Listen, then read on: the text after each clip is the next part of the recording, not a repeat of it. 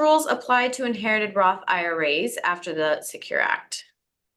Okay, I mean, honestly, the Secure Act changed a lot of different rules, some for the better and some for the worse. And the inherited IRAs is kind of for the worse for non-spouse beneficiaries or non-eligible dependents. So what happens is the Roth IRA is going to be very similar to what the traditional IRA is going to be. It used to be, you still have a situation, let's say if you pass away, you pass on to your spouse, he or she can just move it over to their IRA or Roth IRA. So no real changes there.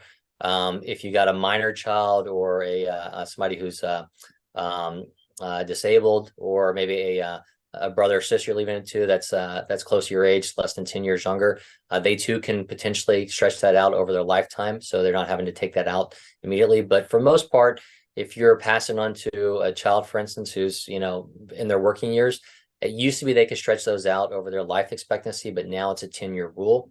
So whether it's the IRA or the Roth IRA, either way, they have to get that out within 10 years. They can take it out, year by year, or they can take it all out at the very end or whenever they need to. It's up to them.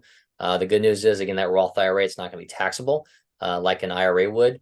But again, that goes back to that point I mentioned before. If I could build up my assets and instead of, let's say, leaving $1 million to one of my kids who's working in a high tax bracket, maybe if I could leave them, $500,000 in the IRA and $500,000 in a Roth IRA, then that's going to be a lot better for them because it's going to lower their tax bracket as well. Not just mine, but lower theirs if my true goal is legacy planning in that case.